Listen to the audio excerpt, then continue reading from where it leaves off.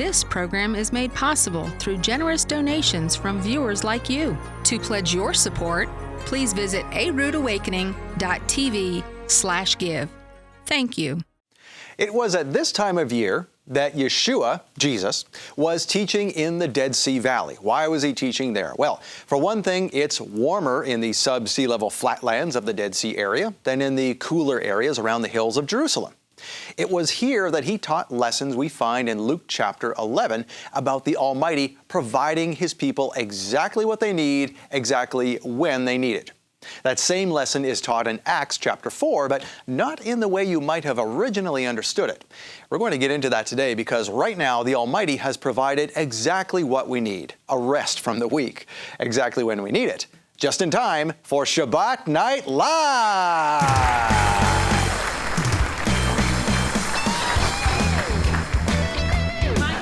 A great show tonight. It will be.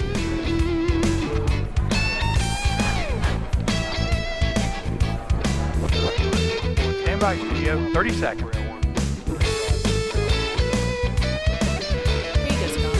Thank you.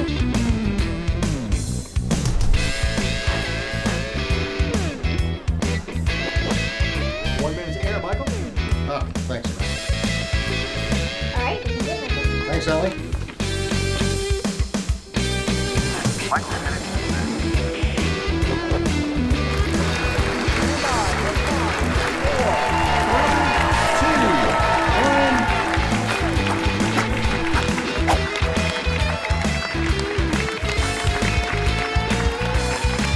Shabbat Shalom, Torah fans. Welcome to Shabbat Night Live. We've got exactly what you need, exactly when you need it. Sit back and enjoy the rest of the Sabbath as we treat you to some intriguing information tonight. Michael Rood is right in the middle of his new series. We're on episode 4 of the 7-part series tonight, 10 Jubilees to the End Time Messianic Age.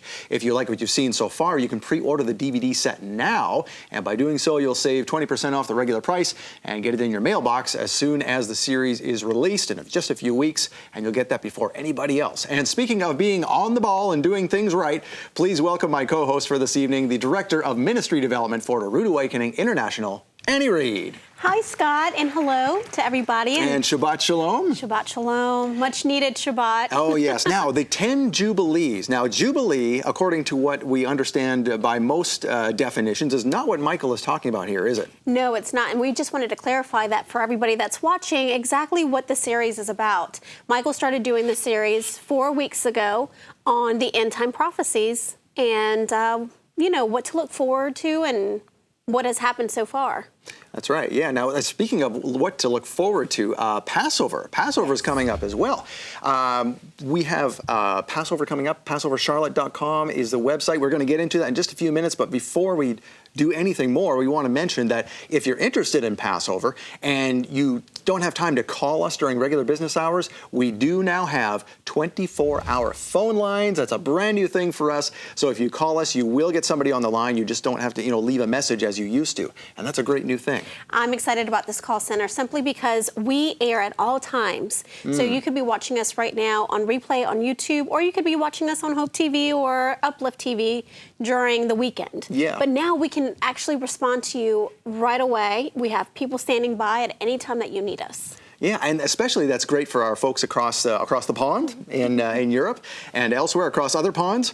And basically, you can get us any time of day, 24 hours a day. So that's a wonderful thing to have. So feel free to call us anytime. You can get exactly what you need, exactly when you need it, That's as right. we were talking about earlier. Now, we have a new season of the chronological Gospels in the works. Yes, tell we us do. more about what's happening there. Well, if you haven't seen first and foremost the first season, please do so. We have it available on our website at aroodawakening.tv, on avivtv.com, but we also have it available on YouTube. And season 2 is in the works right now. We're actually in the middle of producing it and filming it. That's about Revelation, the 5th gospel, as Michael Rood calls it, right? That's right. And nobody else has referred to it as the 5th gospel, but that's really what it is. It's a part of the original. Right, because it's the good news fulfilled Exactly. in the end times. Right now, speaking of the chronological Gospels, like Andy said, we're replaying the entirety of Season 1 Yes. on satellite TV. This week, you can watch Episode 4 on Sky Angel. That's Dish Network, channel 262. Starts at 7 p.m. Eastern on Saturday. You can also watch it on Sunday, Tuesday, and Thursday there. And of course, you can also watch Shabbat Night Live on Sky Angel at 6 p.m. Every Friday night. And if you have DirecTV, you can now also watch the Chronological Gospels there on Uplift. That's channel 379, twice on Wednesdays, plus Fridays and Sundays. And Shabbat Night Live at 9 p.m. Eastern every Friday. If you're watching in Canada, we have something for you too. You can watch Shabbat Night Live on Hope TV, but you can also watch the Chronological Gospels there. And you can check your local listings for showtimes. And if you don't have access to any of that, you can also watch the Chronological Gospels every weekend online at avivtv.com. And you can get a complete schedule there at avivtv.com/schedule. And if you can't remember any of this, you can always go to our website, aroodawakening.tv, and just click on Watch Now. And at the bottom of that pull-down menu, you'll see the broadcast schedule. And we have all of that listed right there. That's right. And if you're new to our ministry, if this is your first time watching, especially for those that just started with us on Hope TV, we have some resources that we'd love to give to you absolutely free. First and foremost, we'll give you this catalog. And the catalog has a lot of information about who the ministry is, what we have to offer, what we believe in, and what our teachings are. They'll give you a short description of each teaching. It'll also include some coupons on this catalog that you can use in a future purchase or anything else that you may decide. Yeah, and lots of great information about some of our programs. Gives you a little more explanation about what we do, like you said, and who we are. Yes. So it's a great introduction. And if you are already familiar with Michael Rood and his teachings, take this opportunity to get it and give it to a neighbor or a friend or a family member. That's right. We also will include 2 teachings absolutely free. One is the Red Sea Crossing. Gives you actual proof of where the Red Sea Crossing is located with video footage of the wreckage that is still available today. It is. If it's the first time you've seen it, you'll get chills because it's proof that the Bible is real, and it'll just give you a shot of adrenaline for the Bible. I mean, it's great stuff. And it'll also include Sodom and Gomorrah, which, again, he'll take you on location to where Sodom and Gomorrah actually took place. Yeah, and the cities are not gone, as some have assumed. People say, well, maybe it got swallowed into the Dead Sea. No. You'll see a much different story on this DVD, and again, it will give you shivers down your spine. Well, I was going to share that with Sodom and Gomorrah. I mean, I've seen the sulfur. I mean, it's true. The Bible is real. These discoveries are real, and you're going to have your mind blown. Yeah, that's why we have these types of teachings at A Rood Awakening, because Michael is really great at the archaeology and of the chronology of the Bible. And when you put those two together, all of a sudden the Bible becomes very tangible. And all the stories are no longer stories. It's a real history lesson. And it makes your faith more real as well, and a lot more tangible. It's just a great thing to be watching these things and just put some real meat on the bones of your faith. That's right, especially the Chronological Gospels. Oh, yeah. I mean, what a great resource to have.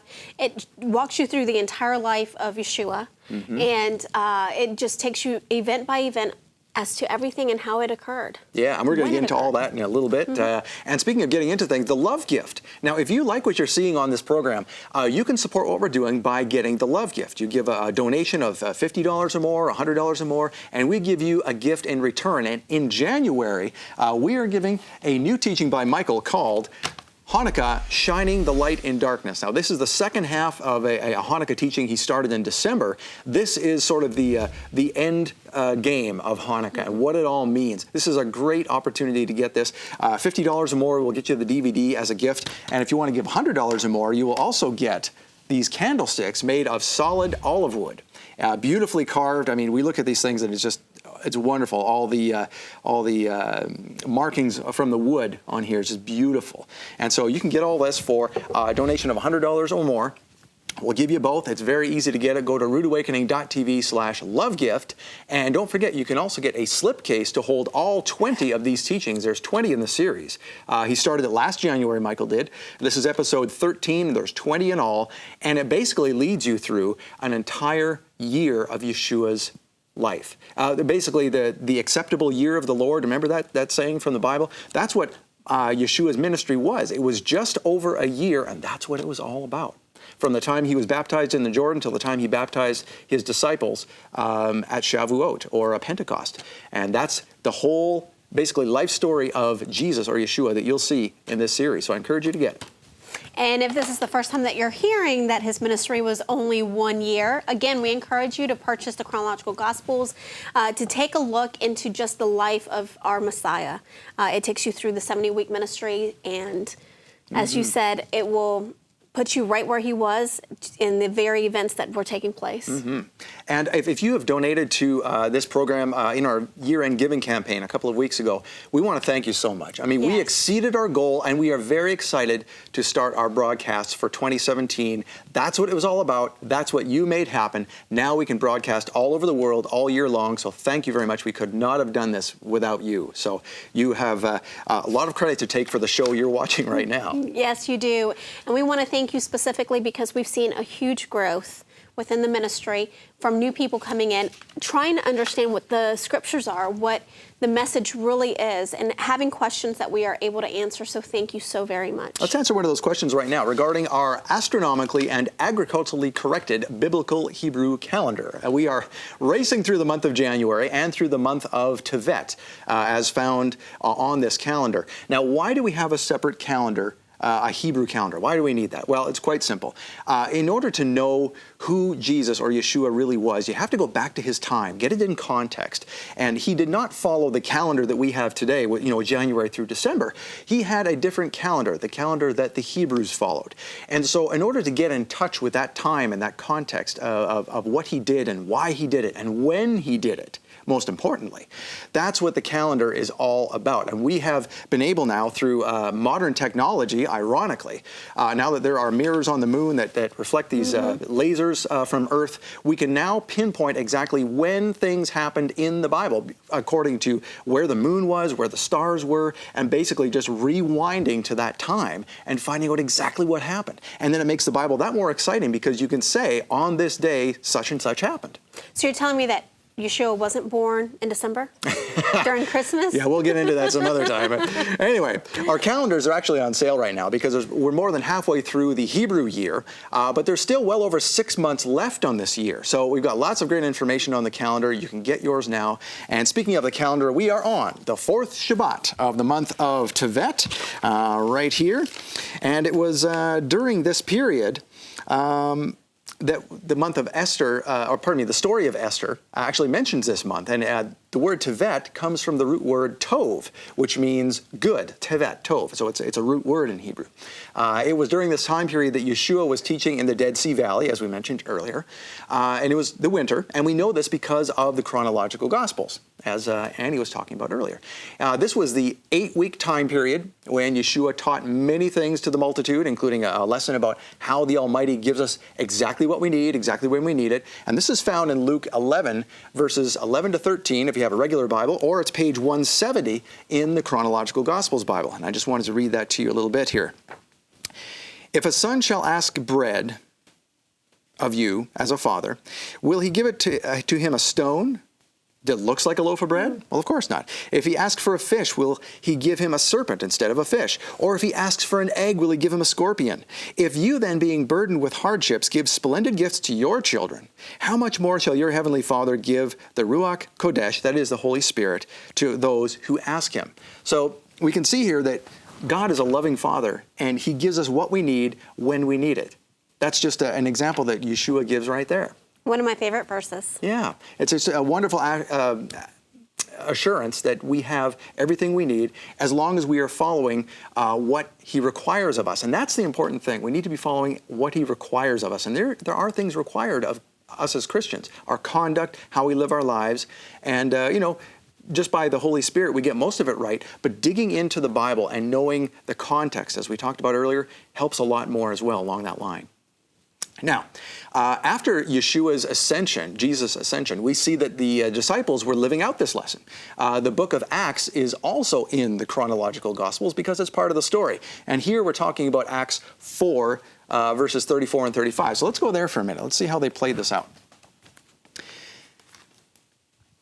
Now, it says that neither were there any among them, the disciples, who lacked. For as many as were possessors of lands or houses sold them and brought the proceeds of these things that were sold and laid them down at the apostles' feet. Distribution was made according to the need of every man. Now, growing up in church, I don't know about you, Annie, but I was always taught the notion that everyone sold everything there. They just sold everything and lived together as a band of homeless hippies.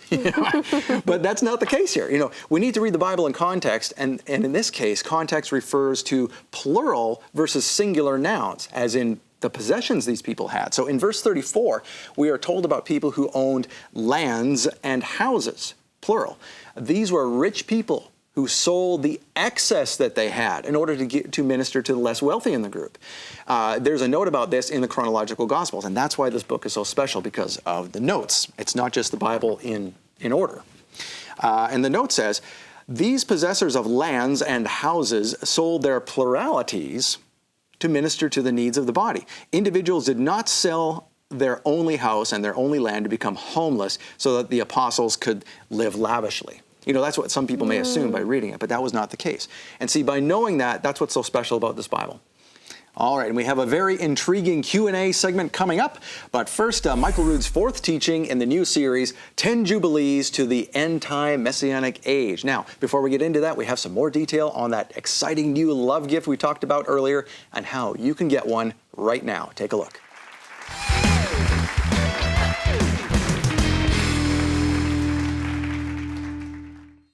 From the cunning strategy planned against the Almighty's people, to the impossibility of their escape, and the miracle of their faith-driven victory, this is the incredible story of Hanukkah.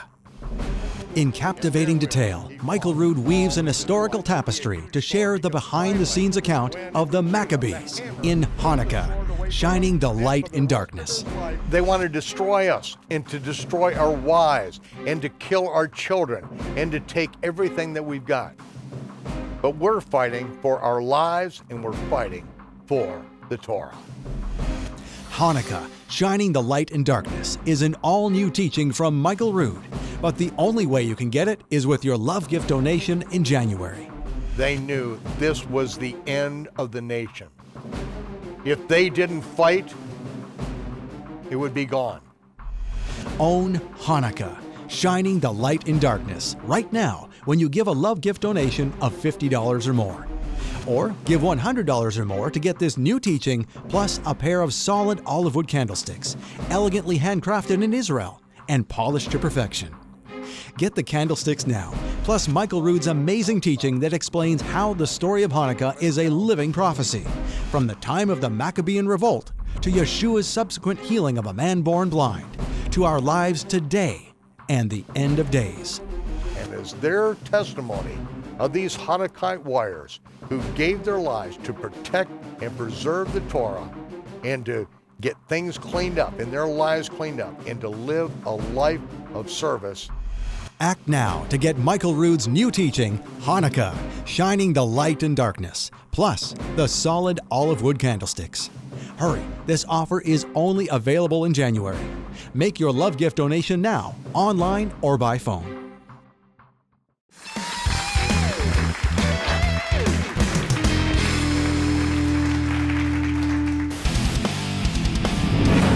We interrupt this program to bring you a special bulletin from A Rood Awakening International. Here's Michael Rood. I'm coming before you because this may be my very last broadcast. Because of the UN resolution that was passed that anyone living in the pre-1967 line that was Israel at 1967, anyone living in what they called the occupied area, which they call the occupied area now, is a war criminal.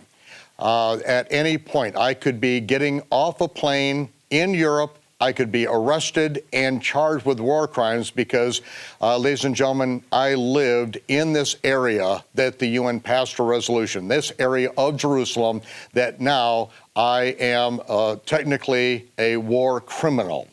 And there are, of course, hundreds of thousands of people that can be charged with war crimes under the United Nations and incarcerated and, perhaps even put to death. I'm not sure exactly what the intent is, but until all Jews are expunged from the face of the planet, the UN resolutions will continue.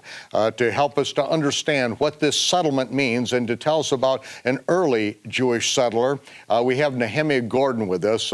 Nehemiah, thanks for being with us back together here. Michael, it's great to be back. You know, when they established this UN ruling recently, it basically categorized 500,000 Israelis as war criminals.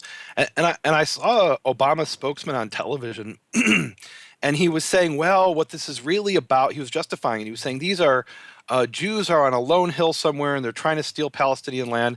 Actually, the place you lived, Michael, that we're talking about is, excuse me, was in the neighborhood of Arnona, which is just a neighborhood of Jerusalem that was built on what before 1967 was the no man's land between Israel and Jordan. There was no Palestine.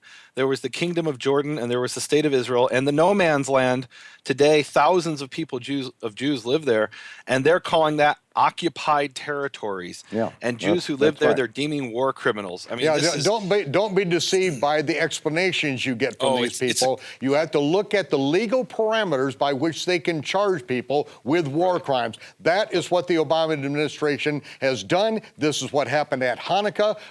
We have history repeating itself, ladies and gentlemen. It really, if you go to the Western Wall and pray, you're now impinging upon occupied territory. I mean, that this is delusional. They talk about how there's 1 million Palestinians who are under Israeli occupation. Those Palestinians have been self-ruled since 1998 by the Palestinian Authority, by the PLO. We don't rule brutally ruled. Right? Okay, but it's not by us. By their people. Right. We don't occupy and control 1 million Palestinians. That's delusional. That's just an outright lie. Well, Michael, I don't know if you know this, but the first Jewish settler in history, and maybe not the first in history, but did you know that there was a Jewish settler 2,000 years ago, and they use this word settler, which is a Jew who lives on land that the Jews have conquered from their enemies. And they use this word to demonize people, but there was an ancient Jewish settler named Yeshua of Nazareth. Oh, and, tell us about this this evil settler. Yeah, well, people think I'm joking when I say Yeshua was a settler, but he literally was a settler. And Joseph's grandfather was a settler who was, I mean, you know, there's the story in the New Testament. It's the Christmas story where they go back to Bethlehem for the census. And a lot of modern scholars who don't believe in the New Testament will say, well, that's all contrived. Why would somebody be going back to Bethlehem if he's from Nazareth? And it's a very simple answer. They weren't from Nazareth. If you went back before the year 105 BC, then the Nazareth was in an area called Galil HaGoyim, the Galilee of the Gentiles. And it had been called that since the time when Hiram and Solomon had made an alliance, and Solomon gave 20 cities to Hiram of Tyre, and he basically turned over the Galilee to the people of Tyre and Sidon. And since that time, it was called Galil HaGoyim, the Galilee of the Gentiles. That's how it's referred to in the book of Isaiah.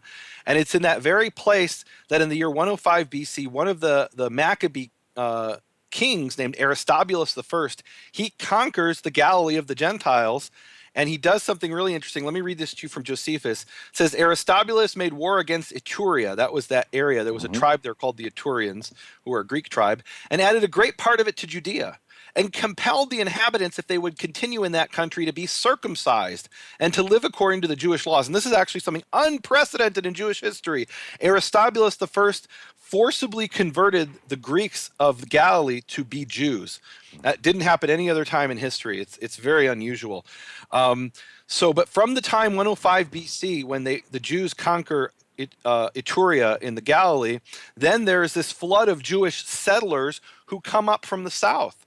And one of those families was the family of Joseph, who came from Bethlehem and settled in the Galilee, in Nazareth. And I've heard this from people. They'll say, well, there is no such town as Nazareth. It's not a real town. It's never mentioned in the Tanakh, in the Old Testament, because it didn't exist. It was a Jewish settlement. That's right. And tell us, why was it called Nazareth? What is it in Hebrew? What does it really mean? Well, it's from the word netzer, and netzer is a branch that comes out of an olive tree. And if you go there to this day, to that area, you'll see all these olive trees, and it's the little branches coming out that form a separate tree out of the same root system. And of course, that references Isaiah chapter 11, verse 2, verse 2. A netzer shall come out of Jesse. It's verse 1. And but here's the important thing. So we have hints of Yeshua being a Jewish settler in the New Testament. So we have this scene where Peter is denying Yeshua. And he says, no, I don't even know that guy. I've never met him. And it appears in, let's see, it's in the New Testament. It's in Matthew 26:73. And after a while, they came unto Peter and to him that stood by and said to Peter, surely thou art also one of them, for thy speech bewrayeth thee. I don't know what that means in English. I've got it right here. It's Incident 187 in the Chronological Gospels. It bewrayeth. What does it mean? After a while, those that stood by said, surely you are also one of them. Your speech betrays you. I put it in more modern English there, but same meaning. So what does he mean, your speech betrays you? They knew from his accent that he was a Galilean. And when you read the New Testament, you have no idea what that means until you read in Josephus that the original indigenous inhabitants, and indigenous by, I mean, before Aristobulus I in 105 BC, the inhabitants of the Galilee were these Etrurian Greeks. And the Greeks don't have certain sounds that we have in Hebrew. And so when these Greeks converted to Judaism and spoke Hebrew, it sounded different from the Hebrew of a Judean, from a Judean settler.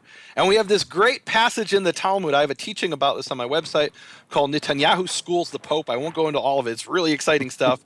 But there's this great passage in the Talmud where the rabbis are mocking the Galileans. And they say as follows. They say the Judeans are exact in their language and the Galileans are not exact in their language. And what they mean is that the Judeans have a different accent that distinguishes different sounds in Hebrew, which in the Galilean speech of Peter and these other people who lived among the Etrurians, and maybe their ancestors were Etrurians. Talk about, Michael, a picture of the nations being grafted into Israel that you have later developed in the New Testament. It's possible that Peter's ancestors weren't direct descendants of Jacob, but that they were people who joined the people of Israel in the time of Aristobulus I. And that's why they spoke differently with a different accent. But Yeshua was a settler among them, and he and his family, that's why they went back to Bethlehem, because they were Jewish settlers. They weren't originally from Nazareth. They were from Bethlehem. And to demonize Jewish settlers, well, I guess we're in good company.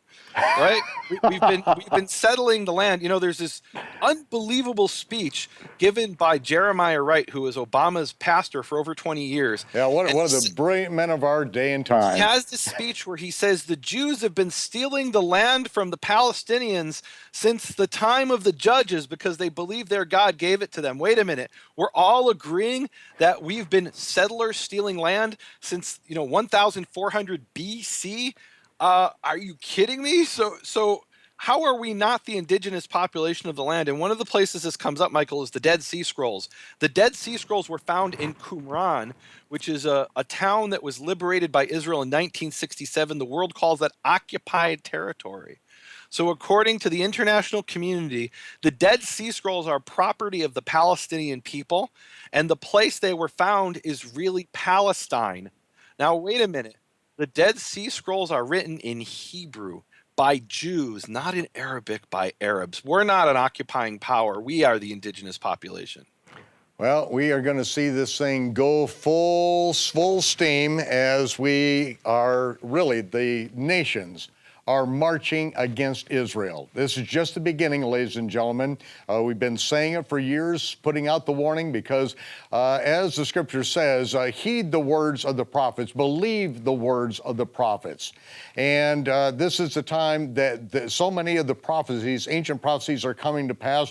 Isaiah was the one who said that Damascus would be a ruinous, uninhabitable heap until of late it was the oldest city inhabited on the planet Earth. That prophecy has not yet come to pass, but it is well on its way. You are going to see the Almighty fight for Israel and the area of Syria and Damascus. We're going to see some major things come out of that. Nehemiah, thanks for being with us.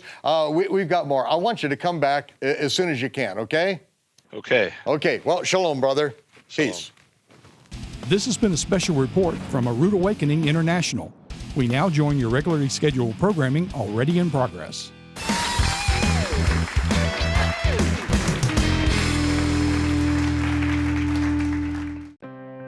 If you're like most people, watching Michael Rood's teaching on this stage was enough. You gave a donation or bought the latest teaching from A Rood Awakening International.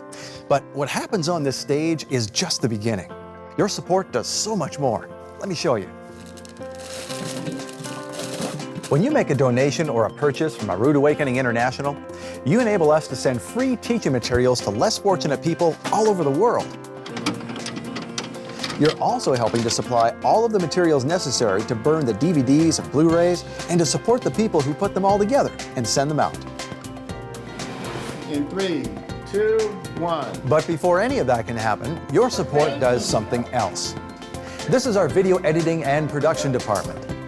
Your support enables these professionals to use their talents to spread the gospel. Videos that gain and hold viewers' attention to understand the truth that they've been missing their entire lives. In fact, your donation does even more. All of the graphics you see on those videos, Michael Rood's famous biblical calendar, the newsletters you receive in the mail, and every email you receive comes from the communications department. Here too, your support enables these highly talented individuals to spread the gospel. And when you have a question about the Bible, or want to join the Ambassador Club, or just want someone to pray with, your support helps there too, employing our partner relations team, including people on the phones in North Carolina, Montana, California, and even Costa Rica.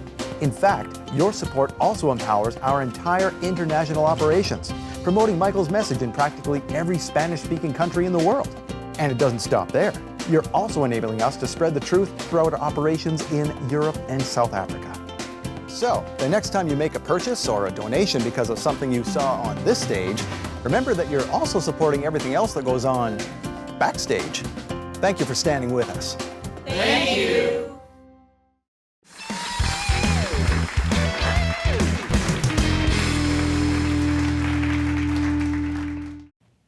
Traditions that we inherited from Babylon through Constantine have us occasionally with a little plastic cup and a little round wafer in a church service having what is called communion. But Yeshua was not having communion with his disciples. It was the last meal before his crucifixion, which happened at the time the Passover lambs were being sacrificed the following morning. Yeshua took this opportunity to explain something that had been embedded in the Israelite culture for then over 1,000 years. Melchizedek brought forth bread and wine to Abraham, and he blessed the Most High, saying, Baruch atah Yehovah, Eloheinu melech ha'olam, ha'motzi lechem min ha'aretz.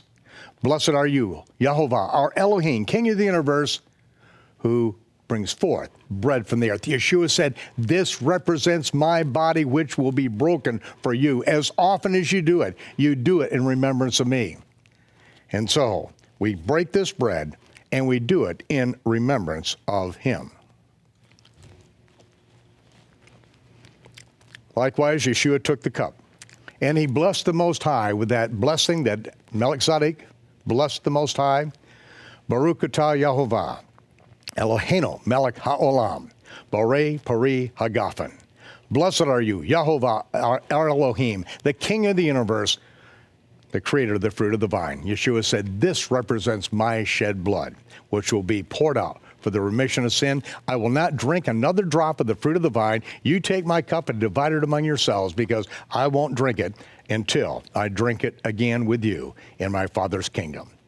The marriage supper of the Lamb, Yeshua will lift this cup and he will say, L'chaim, to life everlasting. And until then, we remember what he's done and remember that marriage supper of the Lamb. Get ready.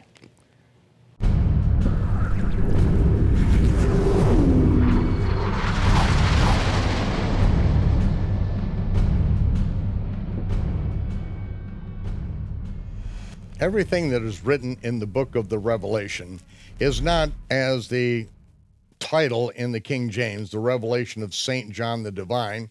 No, it is exactly what the scripture says. It is the revelation of Yeshua Messiah, which God the Father gave unto him to show unto his servants, his doulos, his sold out bondslaves, the things which must swiftly come to pass.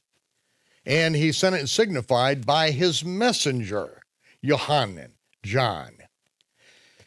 He got it directly from Yeshua.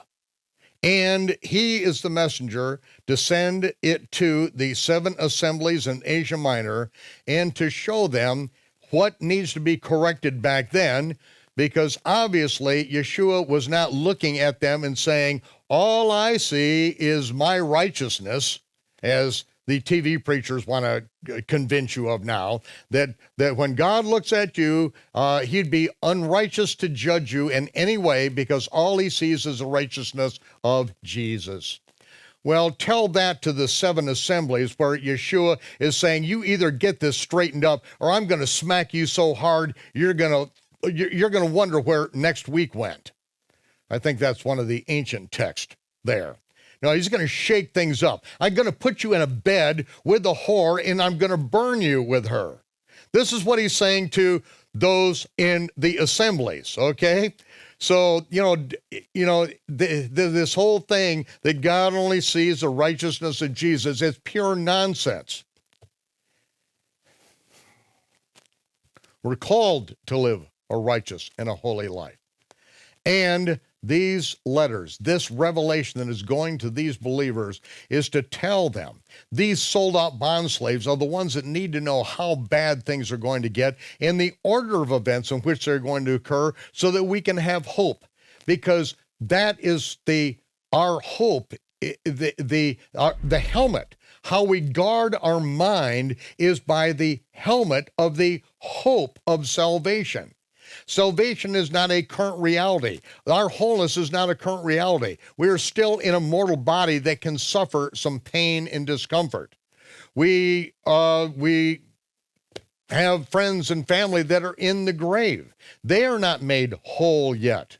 They will be when their body is raised in immortality or incorruptible, and the mortal puts on immortality. The reason that we know these precise things is because Paul, Shaul, was given this direct revelation from the Almighty. And we started out last week on this very topic. There is no pre-tribulation rapture.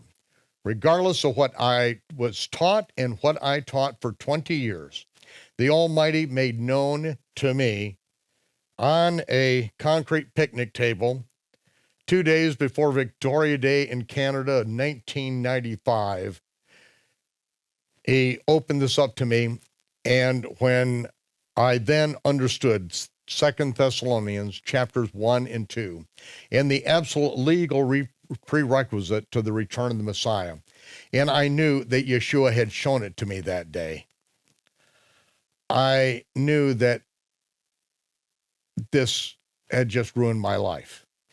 I knew that if I opened my mouth, I would lose all my friends. My family would basically disown me. This is heresy from where I came from. And I was on the road for weeks and weeks, and I was fighting this. And there was no way out of it, because once I saw the truth, I could not deny it anymore.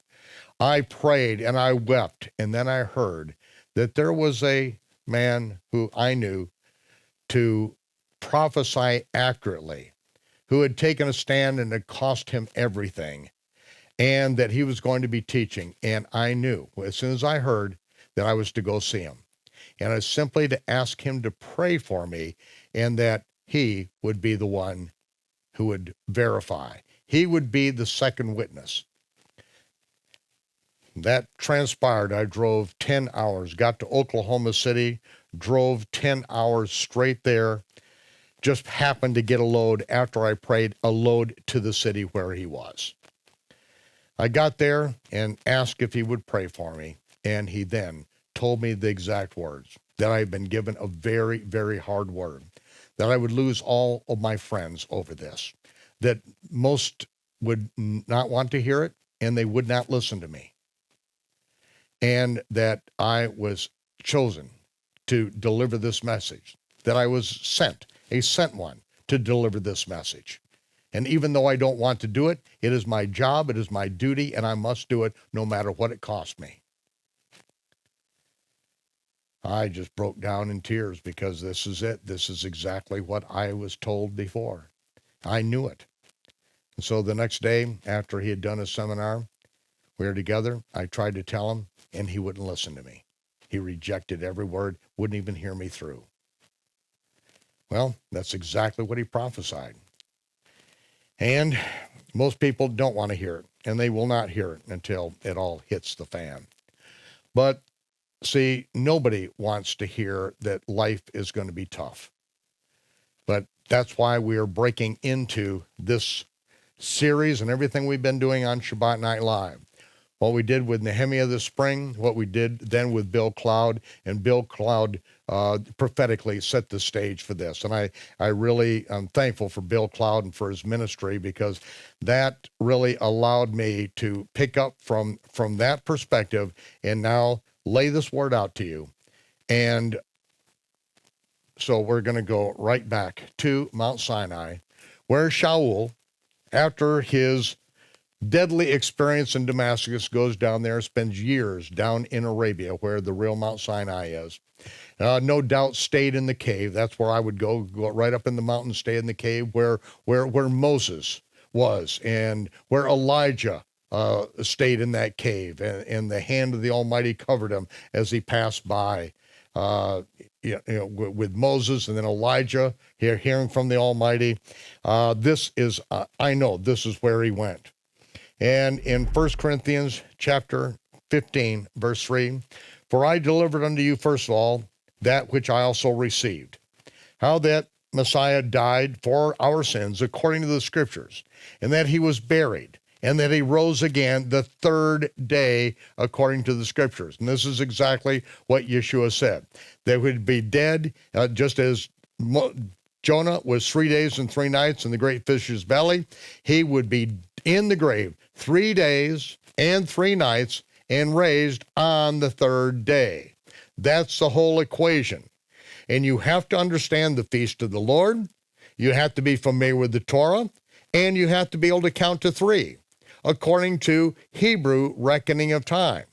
And if you can't get that right, you will never find the one sign that he is the Messiah. You'll just be making up Jesus stories. But again, he received this right directly from heaven. So those of you who want to hang out with the Pope and want to think that he died on Good Friday when Dagon the Assyrian fish god is worshipped, and got up on Easter Sunday when the wife of Nimrod, Semiramis, was sent back to heaven in a giant egg which plummeted into the Euphrates River, and then out broke Semiramis, reincarnated as Easter, the bare-breasted sex goddess who turned a bird into an egg-laying rabbit. If you want to play paganism, if you want to play idolatry, then go ahead. You know, you've got a strong delusion, just follow it to the end, okay? You're not interested in the truth. You want to live in the pre-tribulation, secret rapture delusion. Yeah, you're welcome to. I'm just giving you a way out. I lived that delusion. I preached it for 20 years. I lived it my whole life. Now, verse 12. Now, if Messiah is preached that he rose from the dead, how say some of you that there is no resurrection of the dead? If there's no resurrection, then Messiah's not risen. If he's not risen, then what are we preaching for? We are like the most miserable people on the earth, is because if he's not raised, then, and we have no hope of the resurrection, and we are getting persecuted, then, this just doesn't make any sense at all. And everyone who's dead are gone, perished. There's no resurrection. Verse 20, but now is Messiah risen from the dead, becoming the firstfruits of them that slept. For since by man came death, by man came also resurrection from the dead. For as in Adam all die, even so in Messiah shall all be made alive. But every man in his own order, his own chronos, in time-ordered sequence, and this is the sequence. Messiah, comma, the firstfruits, comma. He cried with a loud voice, it is finished. The earthquake, the graves were open, and when he arose, they arose and appeared to many in the streets of Jerusalem, the firstfruits, becoming the 24 elders in the book of the Revelation. Afterward, those who are Messiahs at his coming, his parousia, his personal presence, when he comes from heaven with his mighty angels and flaming fire, taking vengeance on them that know not God and who obey not the gospel of the kingdom. Then the end. The word cometh is in italics. It's not there. That makes no sense. No, then the end resurrection. This is the end of the book of the Revelation, after the millennial reign, when everyone who's ever lived is raised and judged out of the books that are opened. Then the end, when he shall have delivered up the kingdom to God, even the Father, when he shall have put down all rule and all authority and power, for he must reign until he has put all enemies under his feet, and the last enemy that shall be destroyed is death. And the book of Revelation, death and hell, death and the grave are cast into the lake of fire. He reigns and must reign until that is accomplished, for he hath put all things under his feet. He, God, hath put all things under his, Yeshua's feet. But when he saith all things are put under him, it is manifest that he, God, is accepted, which did put all things under him, Yeshua. And when all things shall be subdued unto him, Yeshua, then subdued unto him, Yeshua, then shall the Son also himself be subject unto him, God, that put all things under him, that God may be all in all. Or else why are they being baptized if the dead are not raised? It's not baptism for the dead. It's not even in the text. It's ridiculous. That's a Mormon thing, baptism for the dead. No, the words are not even in the text. I handled that on another occasion here. But why would someone be baptized if the dead aren't raised? Everything you're doing is absolutely worthless. Why separate yourself from the world? Just go along, eat, drink, and be merry. There's no resurrection. No, this is all about the resurrection. Now, let's continue on with this very issue right here. Verse 35. But some will say, how are the dead raised up? And with what body do they come forth? You idiot. That's what he says here. Thou fool, you idiot, you moron. It's like you got to read the sarcasm here. Well, then how are the dead raised up, and what body do they have? Are you some kind of idiot? Do you think the same body that goes in the ground is going to come up? Do you think it's going to be like the zombie apocalypse or, No. And he goes on to say that which is sown, like grain, you sow it in the ground, that grain is going to rot, it's going to decay, but there's life in it, and it's going to sprout up, and it's going to come up in another body. It's going to look differently. This is the example that is given. He says all flesh is not the same. There's the flesh of men, flesh of beasts, flesh of fish, and birds. There are celestial bodies, and there are earthly, terrestrial bodies. And there's a different glory one from the other. Different glory of the sun, moons, and every star glory has a different glory, a shine in each one of them. So is, verse 42, the resurrection of the dead. It's sown in corruption, it's raised in incorruption. It is, verse 44, it's sown in a natural body, it's raised a spiritual body. And then we go on, we'll pick it up. Here we are, verse 50. Now this I say, brethren, flesh and blood cannot inherit the kingdom of God. Neither doth corruption inherit incorruption. Flesh and blood cannot inherit the kingdom of God. You must be born again. This is what Yeshua is speaking of. You must be born again. You have to have a new body.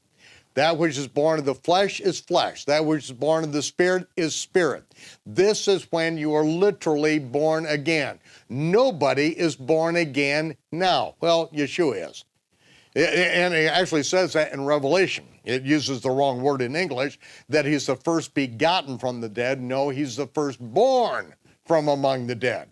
The first that is raised. Messiah, the first, then the first fruits, then the Messiah after, at his coming. Flesh and blood cannot inherit the kingdom of God.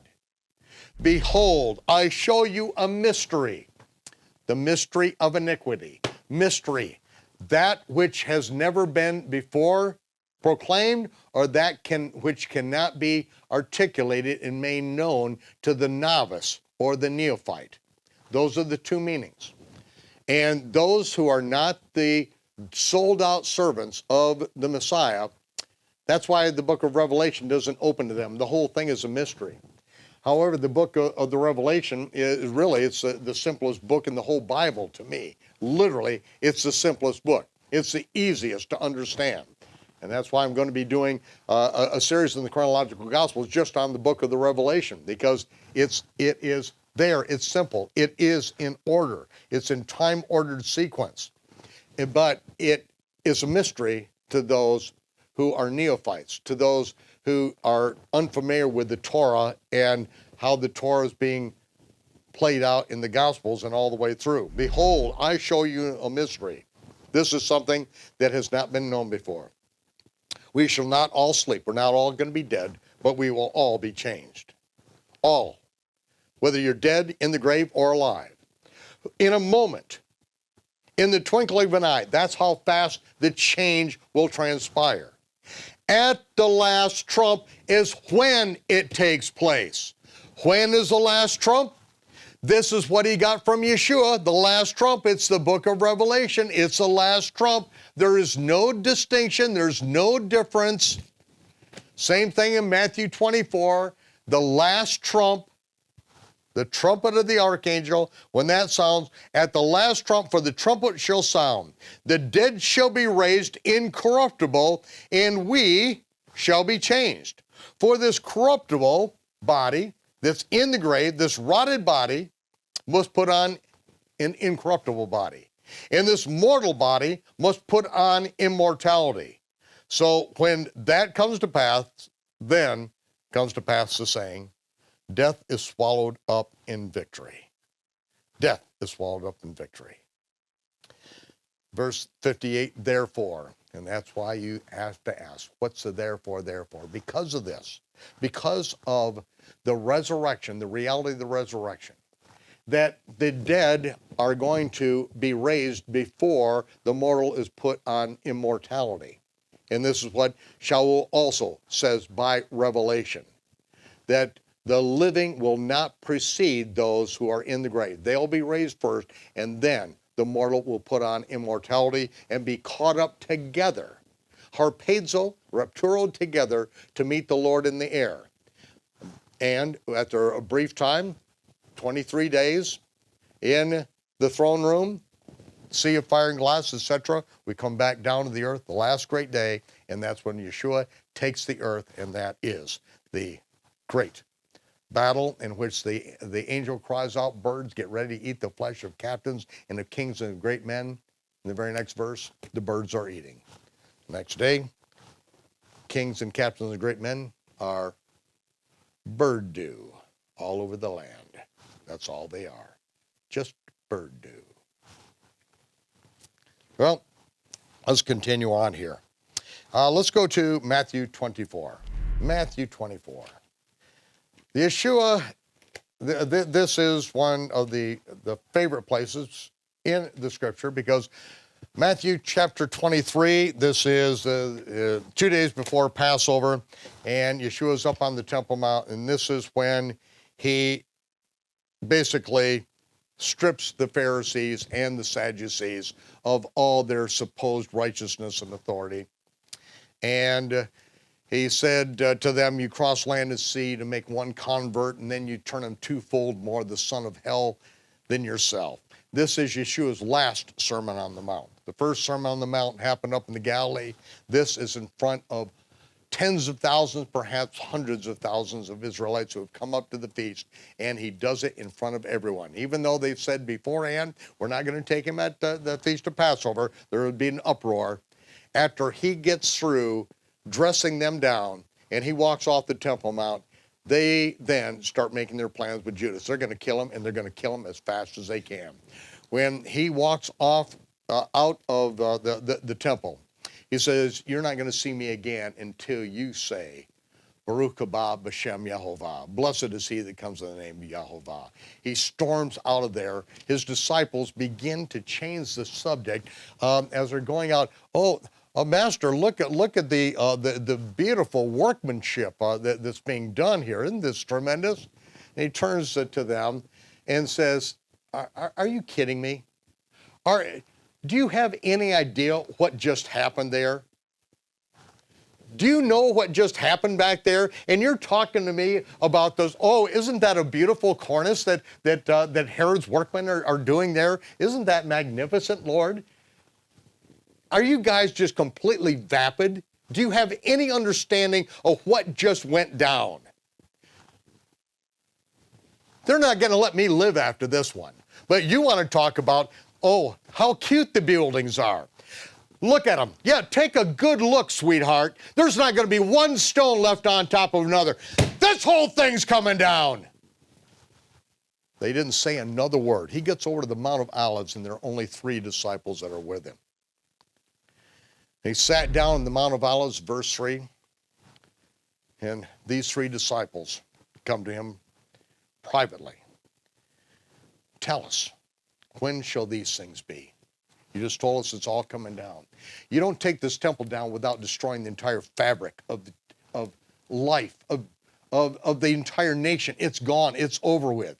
When that happens, it's done for. We understand that. Now tell us. We're here to hear. There are just 3 of us. Nobody else, they're offended. You have just insulted the religious leaders of Israel. All these people that have come up to the feast, all the rabbis of the synagogues, they're all there, and you just got in their face and told them they're nothing but a bunch of whitewashed sepulchres full of rotting men's bones. They stink. We know what you said is true. We recognize it. You say it's all coming down, tell us, when is it going to happen? And what shall be the sign of your coming, your parousia? You say that you're going away and you're coming back, tell us. End of the age? Not the end of the world, it's the end of the age. Yeshua said, listen up. You listen very carefully. You take heed to what I'm about to tell you, so that no man deceives you. He is speaking to the few who are going to record this for the believers for all time. He's not speaking to Jews who have no clue what's going on. These are the men that are going to be leading in the first century. They are going to be then accepting and welcoming and ministering to Gentiles who come into the body of believers, which are basically all Jewish. These men are going to give their lives to get the good news out to the Gentiles. Matthew is going to end up head cut off in Ethiopia. Peter, dead. Let no man deceive you. Many will come in my name. They'll say they represent me, saying I'm Messiah, and yet they're going to deceive many. They'll say I'm the Messiah, but they're not going to listen to anything I say. They're going to make up their own stories. They're not going to do what I say to do.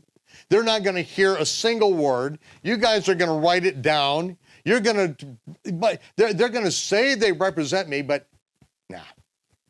They're going to deceive people. You're going to hear of wars and rumors of wars. Don't be troubled. All these things are going to come to pass, but the end is not yet. The telos is not yet. And there's 2 words used here, telos and suntalia. Suntalia is the entire dog's tail. The suntalia is the last 3.5 inches of it, which is white. It's a black dog's tail with a white tip on it. That is the suntalia. The whole thing, suntalia. And then this is the telos. The telos is not yet. Nation is going to rise up against nation, kingdom against kingdom. There are going to be famines and pestilence, earthquake in many places. These are just the beginning of sorrows. Then they are going to deliver you up to be afflicted. They're going to kill you. You shall be hated of all nations for my name's sake. many false prophets, pseudo-propheticos, shall arise. They're going to deceive many. They're going to come in my name, and they're going to be blowing smoke up your skirt. They're going to be borrowing, stealing my words one from another. They're just going to be in their little friendly, prophetic, incestuous relationships, and they're going to deceive many. And because anomia, without nomos, nomia, without the Torah, because they will forsake the Torah, and it's going to abound. Antinomianism is going to abound. They are going to be making up their own religion and doing nothing and knowing nothing about the commandments, not keeping the commandments of God. And because of that, the love of many is going to wax cold.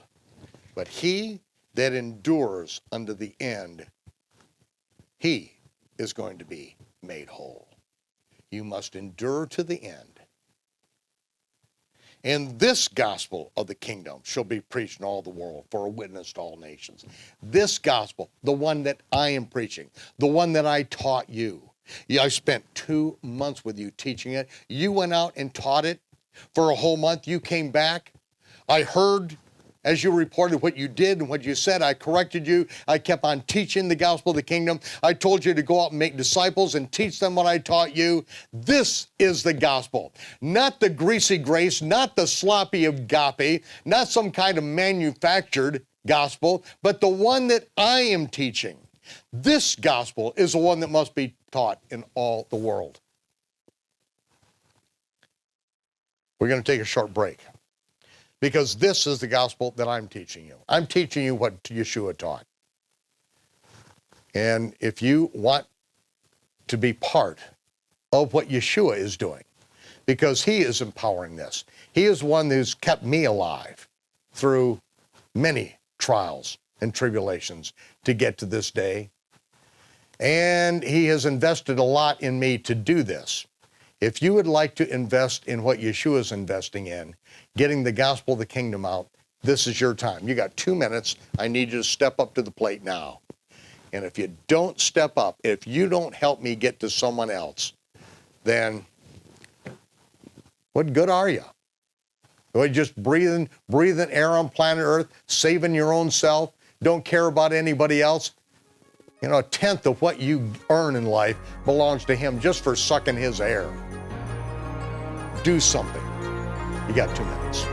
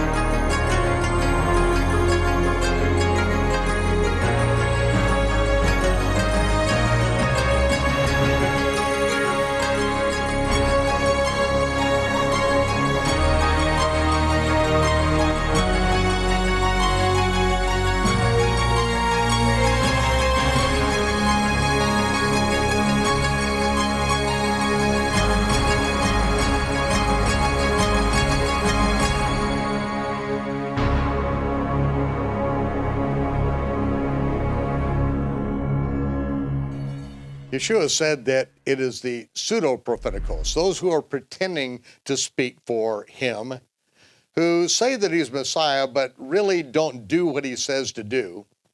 You know, they see that, and will say that he's Messiah, but the thing that he came the first time, he came in the role of the prophet that we must hear and obey. We must shema, hear and obey him. And if we don't hear and obey him, then we will not endure to the end. We're not even enduring at that time. We're not even in the pocket unless we're doing what he said to do. Unless we are actively promoting the gospel of the kingdom, we aren't doing what he said to do. He said, make disciples and teach them what I taught you. If you're not doing that, then you are just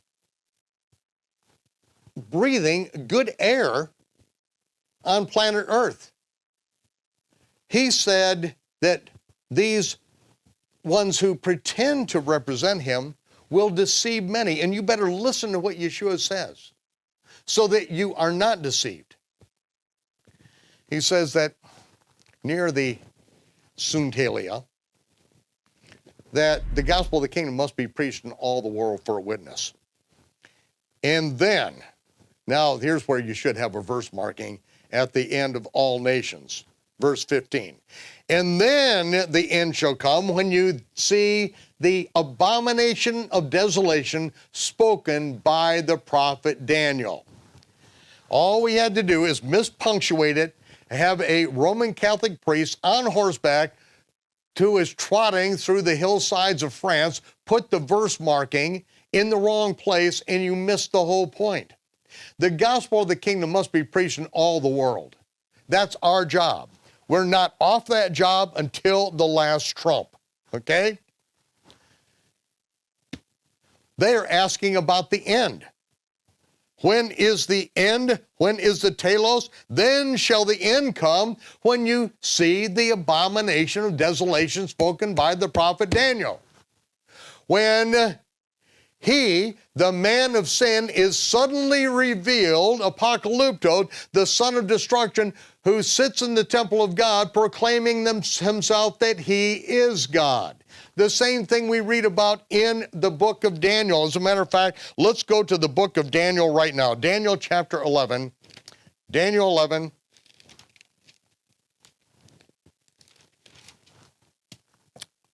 Verse 28. Then shall he return into his land with great riches, and his heart shall be against the holy covenant, and he shall do exploits and return to his own land. Anyone against the holy covenant is anti-Messiah, antichrist, anti-Messiah, anti-Torah. You do anything, and this actually was fulfilled the first time in the days of Antiochus Epiphanes. Antiochus, who is a Syrian Greek general who took out Ptolemy Philadelphus, and so he took Egypt. Now he's coming to take over Israel. You've got so many Israelites that are wanting to adopt the Greek culture that they actually built a gymnasium in Jerusalem. What a Greek gymnasium is that the men go in, take off all their clothes, and wrestle together. This is what the Greeks call fun. We call it sodomy. Okay? But this is what was going on. It says they made themselves uncircumcised, which is technically impossible to make yourself uncircumcised, except you forsake the covenant. That's what it's talking about. And this is the whole setup for Hanukkah and the overthrowing of Antiochus. But he'll be against it. And at the time appointed, verse 29, he shall return and come toward the south, and it shall not be as the former or as the latter, for the ships of Kittim shall come against him. Therefore he shall be grieved and return and have great indignation against the holy covenant. So shall he do. He shall even return and have intelligence with them that forsake the holy covenant. An arm shall stand in his part, and they shall pollute the sanctuary strength, and shall take away the daily sacrifice, and they shall place the abomination that makes desolate. And such as do wickedly against the covenant shall he corrupt by flatteries. But the people that know their God shall be strong and do exploits. And they that understand among the people shall instruct many, and they shall fall by the sword and by flame and by captivity and by spoil many days. Now when they shall fall, they shall be helped with a little help. And some of them of understanding shall fall, to try them, to purge, and to make them white, even unto the time of the end, because it is yet for a time appointed. This very thing, abomination and desolation, took place when Antiochus Epiphanes put a statue of Zeus, the Greek sun god, on the Temple Mount, declaring Zeus to be God on Zeus's birthday, December 25th. This is the very image that was found in the Pantheon. Zeus, the brazen image of Zeus, was found in the Greek Pantheon, and when the Romans conquered Greece, they took the statue of Zeus and it ended up in St. Peter's Cathedral, where it is now named St. Peter's, and millions of people have kissed the foot of the statue of Zeus, born on December 25th, until nothing's left but the stub of his foot. The toes are gone because the tender lips of people, so many people have kissed him that the toes are gone. It's a statue of Zeus. Goodness gracious, people. And this is what was up on the Temple Mount. The abomination of desolation was something that has happened in the past. Yeshua said it's going to happen again. Many prophecies have more than one fulfillment, and this is one of those. When you see the abomination spoken by the prophet Daniel stand in the holy place, whoso reads, let him understand. Let him understand that there's more than one fulfillment. And don't be deceived thinking there's only one fulfillment, and it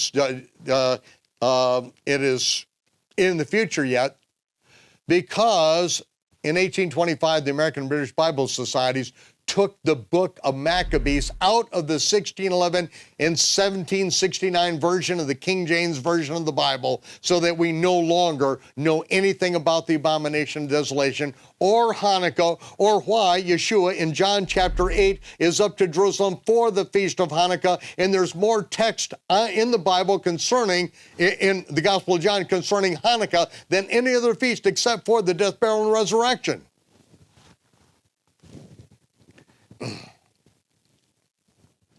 When you see the abomination of desolation, stand in the holy place.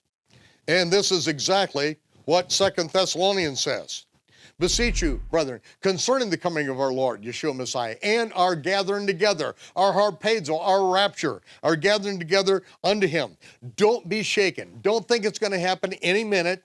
Don't think that, a spirit comes and tells you, oh, the Lord told you. Nonsense. The Lord ain't going to tell you anything other than this. That day shall not come, except first there come the rebellious stand, and the man of sin is revealed. Apocalypto, the son of destruction, who opposes and exalts himself above all that is called God, so that he as God sits in the temple of God, proclaiming himself that he is God. That is the abomination that makes desolate. That is something that's going to happen yet in the future, and nobody gets out of here before that happens. Nobody. We don't get out till the last trumpet, period. Thus saith Jehovah. Now, back to Matthew. When you see the abomination of desolation spoken by the prophet Daniel, get out of Jerusalem immediately. You are in Judea, verse 16, fleeing to the mountains. If you're up on the housetop, don't come down and take anything out of your house. If you're on the field, do not come back and get a sleeping bag. You better head out right now. Woe to those who are with child and those that are nursing in those days. You better pray that your flight's not going to be on the Sabbath or in the winter, because the Sabbath, all the transportation is shut down in Jerusalem. You try to get 1 million people out of Jerusalem at that time, forget it. You better hope it's not in the wintertime, because you're not even going to get a chance to get back to your house to get a jacket. You're going to freeze. And I'll tell you, it gets cold in the mountains. It's cold in Jerusalem. You get up even higher, and it is so cold. It is absolutely bitter if you are not prepared for this. What it says to me? Get out a little early, grab a sleeping bag, get a jacket, be sensible about it. It's not speaking about Philadelphia. It's not speaking about Miami. It's talking about Judea and Jerusalem. For then When? Then, when the abomination of desolation takes place. Spoken by the prophet Daniel, spoken of as Yeshua is going to give more revelation, another mystery, a revealing to Shaul so that nobody is deceived, because nobody is listening to Yeshua here. He's reiterating so that nobody can possibly make this mistake. Then, when you see the abomination of desolation, then shall be great tribulation, such as not been from the beginning of time, no, never shall be, and except those days will be shortened, there shall no flesh be saved. Man is going to bring himself to the brink of destruction. Then, if any man shall say unto you, oh, here's the Messiah, or there, oh, here's Lord betrayed, here's the Messiah. Wait, don't believe it. They're liars. They're false prophets. Don't listen to them. That's not what it's going to look like. If anyone tells you after the abomination of desolation, oh, here, the Messiah's here. It ain't me. It ain't me, Lord. No, it ain't me.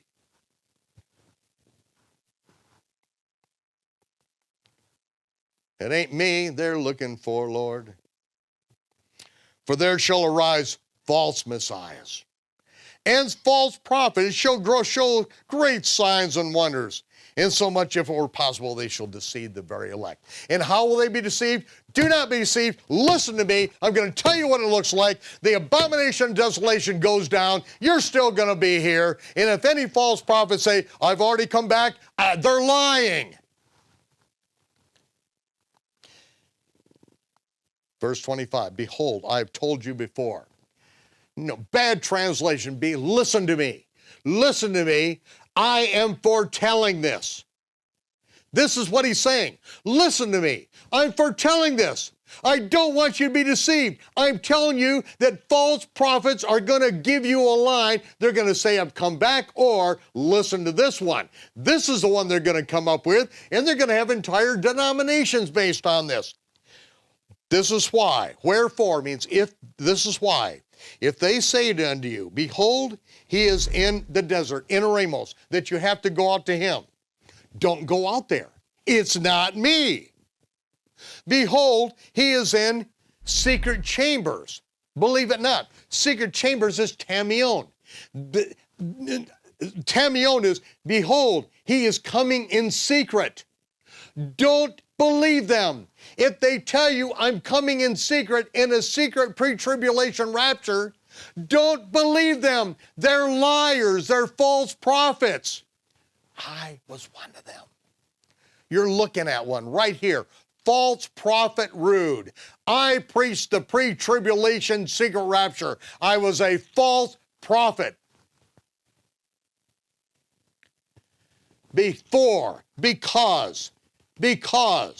Because if they say I'm already here, don't go out, it's not me. If they say I'm coming in secret, don't believe them. Because like lightning shines from the east to the west and rips the sky open from east to west, so shall the parousia, the personal presence, the coming of the Son of Man be. Wherever the carcass is, that's where the vultures are going to be gathered together. Immediately after the tribulation of those days. What is the tribulation of those days? That begins at the abomination of desolation. The sun's going to be darkened. The moon's not going to give its light. The stars are going to fall from heaven. The powers of heaven shall be shaken. And then, after the tribulation of those days, that begins with the abomination of desolation. That begins with everyone getting out of Dodge immediately, and don't even bother getting a sleeping bag, even though you may freeze to death. Get out of there, because the only two that are going to survive in Jerusalem are these two witnesses that when they speak a word, fire comes out of their mouth and they melt anyone who stands against them. And after 3 years, even they are killed. After the tribulation of those days, then shall appear the sign of the Son of Man in heaven. What's the sign of the Son of Man in heaven? Like lightning ripping the sky open from the east to the west. It's not a secret. Nobody's going to miss this one. Then shall all the tribes of the earth mourn, and they shall see the Son of Man coming in the clouds of heaven with power and great glory, as Yeshua comes to relieve the pain and strain of tribulation, as he is revealed with the angels, the messengers of his might, in fiery vengeance, taking vengeance upon those who obey not the gospel and believe not the truth. He shall send forth his angels with a great sound of a trumpet, and they shall gather his elect from the four winds, from one end of heaven to the other. Now learn a parable of the fig tree. A parable, a parallel. When the branch is tender, puts forth its leaves, you know that summer is nigh. So likewise, when you see all these things, know that it's near, even at the door. Does it say that Israel's a fig tree, and when you see the figs come back and the leaves come back on the olive tree, or the fig tree of Israel, that all these things are not? No! No, you idiots! That's not what it says. It's a parable. There's a parallel, okay? In the springtime, when you see the leaves come out, you know that summer's nigh. So when you see all these things, the abomination of desolation, wars, rumors of wars, all that, don't worry about it. The end is not near. It's not yet. You're going to know it's pretty close. You know it's getting closer when they start hunting you out to kill you. When the abomination of desolation takes place. Now let's go back and look at what Yeshua says here. This is critical. These are the signs. These are the leaves on the tree. Then verse 9. Verse 8, these are the beginning of sorrows. Then shall they deliver you up to be afflicted, and they will kill you. Oh, well, it's happening now. You should be hated of all nations for my name's sake. And then many shall be offended. The word is scandalizo. Scandalizo. This is very precise, ladies and gentlemen, because a trap is set with bait, such as a Victor mousetrap. Take a little cheese, put it on this little metal plate. You set this trap. You have baited this mouse to come and eat that cheese. And they're caught in a trap. That in police work is illegal. You cannot bait somebody to do something illegal, and then when they do it, then you arrest them. If you catch them doing something they're doing anyway, that is scandalizo, scandal. Or you catch them doing something that's just their normal habit pattern. That is the point here. See, scandalizo is translated as the word snare. A trap is bait. A snare is set when you observe your prey. You see where they go to water. You see where they go to a salt lake. You see where they go to feed. And then you set a snare that's covered up, that's part of the natural habitat. And so while they are going about their normal business, they're caught in a snare. Scandalizo, caught in what they are doing in their normal activity. This is what Yeshua says, that believers will be caught in a snare doing what they are doing normally, and shall betray one another and hate one another. Ladies and gentlemen, the pre-tribulation rapture is the scandalizo, is the snare that was set by false prophets, those who say that Yeshua is the Messiah, but they deceive the people. They deceive them for their own purposes, for their own means. They paint over the eyelids of their sleepy congregations that we're all going to be raptured out of here. Just keep doing everything that you're doing. If you just keep coming and you get your stars and you get all of your Sunday school attendance, if you get all that, then you're assured a place in the world to come. Everything is going to turn out just fine. Just Jesus could come back at any moment. Don't just sit down, shut up, and put in your 10% religion tax, and don't miss a week, and everything's going to be fine, because that's what's required by our denomination. Because now a scandal, a snare has been set. People are just going to go about their normal routine thinking, oh, Jesus is going to come back at any second. And when it doesn't happen, because it will not happen, they will be caught in the snare, and they will hate each other. They will betray each other to death. That is a snare that has been set. So, regardless of all the comments and people saying, oh, I've heard much better teachings that there will be a pre-tribulation rapture, it doesn't matter that you get a better teaching on lies. It's not going to happen. Thus saith Yahovah. I will say that because that is where the message comes from. That is why I'm taking a break from everything else we're doing to communicate these things one last time.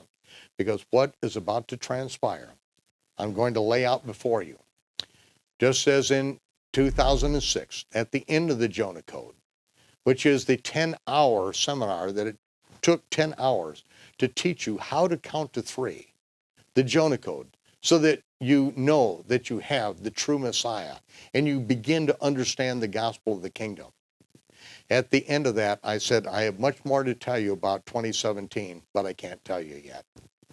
Why I couldn't tell you is that I've been praying and waiting for the confirmation to come. And the confirmation had to come from heaven. It had to be revelation from heaven, something that is indisputable, that nobody could deny. And that is where we're going. Stick with me. This is just the beginning. You're beginning to wake up now. And now we are going to go and take it all the way to see what Yeshua has to say to his servants about the things which must come to pass in the last days.